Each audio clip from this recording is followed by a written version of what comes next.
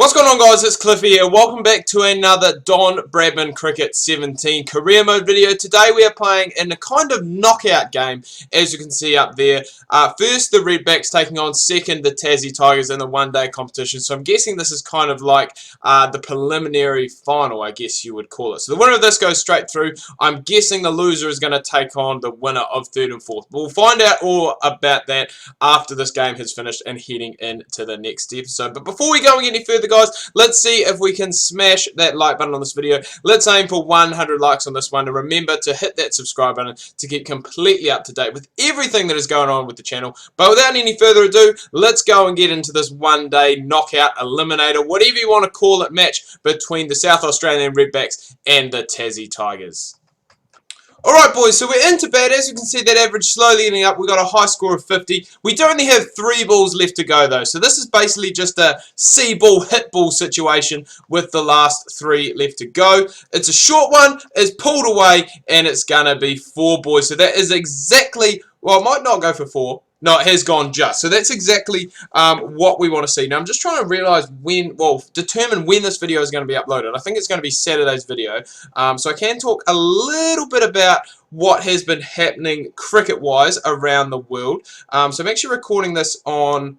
Ooh, over point this time. No fielder there either. That's going to be 4 more. But actually recording this on Friday afternoon. So there is a little bit going on at the moment. The Australian and the... I'm just trying to think who they're playing. Pakistan. First one-day internationals going. I know that Australia have lost Warner and Smith very early on in the piece. Both of them going, I think, for single figures. That one there is driven down the ground. So we're not going to get another boundary. But we are going to come back 4-2. And then it's going to finish us up 10 off 3. I'll get back to that Australian and Pakistan chat in just a second. But our batting is done and dusted. Only faced the 3 balls, but 10 runs. We get Tasmania up over 300 as well. Do join us in just a second as we cut back into the bowling innings. Make sure you don't go anywhere. Alright, guys, we're back into the bowling attack. We've got a pretty decent field, and I must say, we have got off to a pretty good start here, have Tassie. 2 for 37, South Australia are. We've finally got a bit of a decent field that I do like, and that has gone exactly in that area I want it. In between, I guess, that point and gully region. That is where we've been picking up majority of our wickets, and hopefully we can go and get some here today. But back to what I was saying just before when we were batting. The Australia-Pakistan game, Amir was on a hat-trick. He got Davey Warner and Steve Smith. Probably 2 of the bigger players that you could ask for in the Australian side to pick up very early. So he's done that. I think there was a stat somewhere that possibly this is Steve Smith's third duck or second or third duck in his last 5 one-day international innings, I believe. So he's going to look to go and try and shake that off, especially with the good form he has been in the Test series to date so far. So the Australians will be hoping that he can nudge it off. Obviously, Warner's in good form. He must have just got a good nut from Amir. But they were about 25 for 2 at one stage. So they'll be looking to go and try and, I guess, sort that out, get that sorted, and go and post a decent score. A lot of people are saying that possibly it is going to be a better Pakistan team that's showing up today. They have lost, obviously, a few players just due to, well, not injuries, but just due to personal reasons. I know Sarfaraz Ahmed has gone back to Pakistan. Mohammad Afran as well has gone back too. So they're missing 2, probably more of their senior players. Here's another shot. I think next over I'm going to plug that hole there. Because they haven't really played anything on the leg side whatsoever. So I'm going to look to probably try and plug that hole and just get a man in there. Because a lot of those shots are going in the air as well, which is something we can possibly look at going and working on and looking at getting a catchable chance. So I'm just going to change the field and then we'll come back to our second over. Alright, guys, so we're back. I don't know what happened with the last ball. I went to go and change my field and it didn't actually even give me a chance to do it. It just went into the bowling straight away. I have changed the field slightly. So we do still have our short cover in place, but now we do have a backward point and a gully, because a lot of those balls have been going into that region there. As we can see, Doherty at our gully, and then we've got a backward point. And then we've got to go at short cover as well. So we don't really have anyone back on the offside. We are in the power play, remember. We do have one guy away on the leg side, just down at fine leg to go and, if anything, is pulled that way. But this field does seem to work pretty well for me, because often you do get ones that are mistimed that head to the leg side. But majority of those shots, and we can see already that there are a lot less shots that are heading aerially into that gully and backward point region, because that is an area that is very, very effective. But back to that Pakistan game, a lot of people were saying that this is going to be the Pakistan team that shows up that's going to be very good. You know, the one that obviously the test team has seen over the past 12 to 18 months. It had been very, very successful. They're saying that this one-day side is going to show up today and play like that. And I think for their sake, I hope they do. Otherwise, it is going to be not a wasted tour, because there are still quite a few younger players and players returning to form. I was just trying to think. I've honestly forgotten the guy's name. It's just gone. It has honestly just gone. It's disappeared. It'll come back to me sooner or later. That one there, driven over the top by Timmy Ludeman. Again, I don't mind that, but it goes back to the fact, the last ball, players do not like playing out maidens, even though that one there wouldn't have been a maiden. There was a wide first ball. But for some reason, they just do not like doing it for one reason or another. So I'm going to, again, persist with this field, and hopefully it can give me something. Timmy Ludeman is still in. Tommy Cooper, he had a good knock last night in, the night before in the Hurricanes game. I'll get to that in just a second. Mohamed Amir is actually a player that I was thinking of. He's come back into form now. And it'll be interesting to see how the Australians do go with a bit of a new look side, with Travis Head opening the batting. He was still going last time I checked. And that one there's gone through as well. So it is a bit of a pain that we aren't really getting those balls that we want anymore. We aren't getting those ones that are hit aerially. And once again, we are going to have to change our field. Alright, so we're back now. We've changed the field. We've got Tommy Cooper. I'm not sure really if I'm going to persist too much longer with this first slip either, because it just doesn't seem to be happening for me. And probably, again, just looking at packing out that point to backward point region, because that's where a lot of those chances have come. I've been completely sidetracked in this video when it's come to talking about different topics. There's a potential caught and bowled opportunity, but just couldn't get the arm out in the way soon enough. But I've done finishing with the Australian series. I'm going to talk about the first day of the New Zealand-Bangladesh test. Not that there's much to talk about, to be honest. Only 40 overs of play was able to be done. Absolutely crazy winds. Like, I know Wellington is a windy place, but I've never seen it this windy. They actually had to pull the camera guys, I believe, off the south stand just because the wind was that bad. So that is absolutely crazy. I've never seen that happen at the Basin before. And obviously just doing it again for safety. We go for a 4 off that last ball of the last over. And again, it's just that last ball that troubles us just a little bit. And we want to go and try and fix that up if we can. But yeah, really crazy. Again, just 40 overs played, so nothing really too much to talk about. Day 2, which is happening now, by the time I'm recording this, by the time you've seen it, day 2 would have been done and dusted. But Bangladesh going very, very well. Both Shakib Al Hassan and Mushfiqur Rahim both picked up centuries. I think Shakib was actually on about 100. He passed 150 last time I checked. And Bangladesh are over 400 runs. So this test looks as though it is going to go and head for a bit of a draw. It's a bit disappointing for Black Caps fans, especially with our bowlers. I mean, the Basin is always known as a pitch, as a ground that is going to be very batter friendly. It's where Brendan McCullum hit that 302. I think BJ Watling and Kane Williamson had a world record partnership there. I know Jimmy Neesham and Brendan McCullum did have one, but I think that was taken over by Williamson and Watling. But it is a very good batting ground, so hopefully we can come back and score some runs. As I said, it's probably looking as though it is going to be a draw, which is a bit of a bore, but you know, these things can't be helped. When you only get 40 overs of play in the first day, it is always going to go and make it difficult. We're into our last ball now, and again, the last ball jinx. I don't know if this happens to anyone else, but the last ball always seems to head away for a 4, or it just seems to go for a run. You just can't play out maidens in this game. The AI just will not allow you to do it. So we need to go and sort ourselves out, which we might not even get the chance to, because 8 down now, and we've only had... What is this field? I mean, I understand it's Adam Zampa, but we're just going to go and change this up, and then we'll come back. Alright guys, so we're back in now. We've changed the field, gone back to the tried and true. So we've got more of a wider slip this time, probably about a 4th or a 5th slip. We also have a man at gully and backward point, because that is that region that we are trying to get those wickets from. If we go wicketless here, I will be quite disappointed, just due to the fact that... Oh!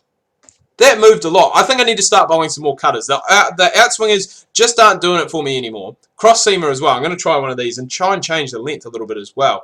But remember that South Australia do still require over 130 runs. And they only have 2 wickets left in the bag, which is going to make it very, very tough. But, I mean, they still do need 130 runs, so that's going to be even more difficult to go and do that. So, hopefully, we can bowl out here, and hopefully we can pick up these last 2 wickets, because I would like something to take away from this game. Obviously, we got that 10 off 3. That's good, but we want something more. We want a little bit extra, you know, just something that we can actually write home about, you would have to say. And this is going to be very interesting to see what happens with this next ball, because we played out 5 dot balls. I might actually go and chuck in an in-swinger just for something a bit different, quick in-swinger, and see if we can get anything whatsoever. Okay, we actually got a maiden, so that's quite surprising. Oh my god, I spoke too soon! Overthrows! The backup fielders in this game are atrocious! It is the AI again, though. It's the AI. It was not me. He should have just held it. It was going to be a maiden, but not the case. Man, oh man, I don't know who that was in the field, but that annoys the hell out of me. I'm not even going to bother changing my field. That's how annoyed I am. 5 overs, none for 19 so far. We need some wickets. We need something just to go our way, because we just haven't had the luck. But back to that New Zealand-Bangladesh game. Probably looking like it's going to head to a draw. Hopefully our batters can go in and get some runs. I was going to say there isn't really anyone in our top order that is scarce of runs at the moment.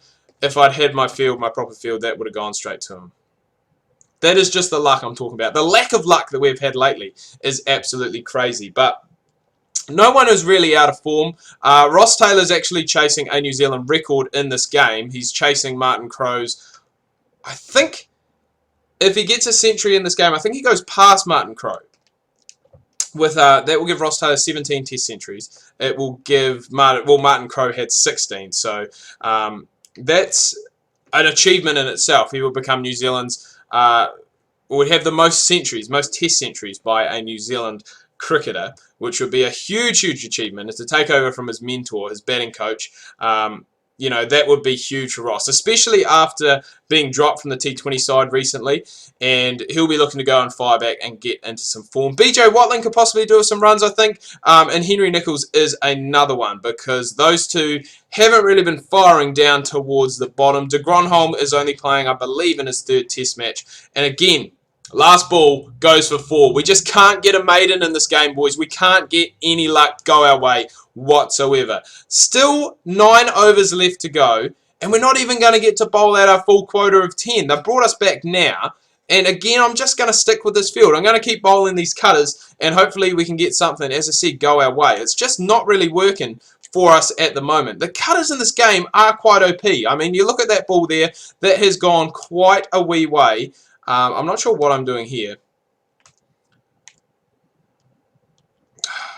That was a quicker ball. That wasn't a cutter. There was no cut in that ball whatsoever. So I've talked about that. Big Bash from Thursday night. Obviously a world record chase. The Renegades scoring 222, which at the time was a Big Bash record. The Hurricanes chasing it down off the final ball. Stuart Broad, I believe, hitting 9 off the last 3 to get them home. And Ben McDermott, who replaced Kumar Sangakkara, repaying the Hurricanes' hierarchy, I guess you would say, the coaching staff, by hitting himself a century. I think the century came off just 47 balls. He ended up with 114, which is pretty good for a guy who's only playing about his 6th or 7th Big Bash game. So, oh, that's got to be close. Come on, umpire, please, just give me something. It pitched in line. It was turning a little bit, maybe turning just a little bit too much, but we don't get anything. And again, coming down to the last ball, probably going to be hit away for a boundary. No overthrows, please. Hold on to the ball, George. Oh my God, I honestly thought it had almost happened again. I would have been so annoyed if it did. We grabbed the maiden anyway, which is good to see. But back to that Hurricanes game, it does mean that the Canes are still in with a chance of making the top 4, which obviously keeps me happy, being a big Canes fan. However, they have played a game extra than everyone else. I think they've played 2 games more than the Stars, who they are just below on the ladder. So things are looking pretty unlikely that they will manage to go and get up and make the top 4. But stranger things have happened. Just need results to go their way. Yeah, as I said, I believe the Stars do still have... I think they have 2 games in hand. They've still got 3 games left to go. So there's still plenty of time left in the competition. Flicked away! Finally we get a wicket, boys. The cutter does it, and we see Zampa, who actually was, funny enough, in Don Bradman 14, Adam Zampa was our nemesis in career mode. He always seemed to get us out or would pull off an outrageous catch just to get us. So I'm happy enough with that we've gone and got our nemesis. We've got a wicket finally, 1 for 23. And that is exactly what we want to do. Joe Meany in now, and we're looking to try and get him early because he doesn't have the greatest batting record as we saw he was coming out. A high score of 7. So we're looking to go and try and exploit that if we can. The fuller balls have worked, I must say. Since I've switched to them, it has been a lot harder for the batters to play. Again, another outside edge if we had that player there. Again, it's a bit of what if, but if he was there, it would have been another catch. But we can't complain too much. We've gone and got ourselves a wicket, which is exactly what we want. Final thing I will talk about as we are going to wrap up this video is just Hashim Amla, obviously playing his 100th test for South Africa against Sri Lanka. He backed that up with 100, day 1, done and dusted. I believe South Africa about 330 for 3. Both Amla and Dumini making hundreds. Hashim still in. I think he's 125. Dumini out for 155. But at the end of the day, a very, very good knock by both of them. That one there is gone for 4, so that tarnishes it a little bit. However, I believe South Australia do still require 102 off the last over, which, barring an absolute nightmare from whoever's bowling this last one for Tassie, is basically impossible. So now that that's done and dusted, we will go basically just have a look at the stats, and then we will see what is happening after this game, because we have won this preliminary final. So we will go and, as I said, play out that last over, and then we'll head to the main menu. I can't believe that we actually got a wicket. I think we've bowled them out too. Tassie win by 97 runs, so that's a big victory for us. We will definitely take that. Doherty man of the match for his 3 for 31. We don't get on the bowling charts, which is a bit of a shame. But we did manage 10 off 3, remember? And we did take 1 for 29 off 8 overs, which isn't actually that bad when you think about it. The lowest economy rate of everyone. So now that it's done and dusted, guys, as I said, we'll go out, we'll have a look what is going to happen after this game, and we straight through the final. Just hang there 2 seconds. Alright guys, so as we can see, that was the major semi-final that we were playing in. So because we won that, straight to the final, we will either take on South Australia, who lost that game, or Western Australia, who beat Victoria in the 3v4 playoff. So we'll be taking on one of those next time in our first ever cup final. Hopefully we can bring some silverware back to Tasmania. That would be awesome for the fans. But anyway, guys, I'm going to wrap things up here. Hope you've enjoyed this video. Until next time, this is Cliffy, your King of Career Mode and New Zealand's #1 source of Don Bradman cricket content, signing out.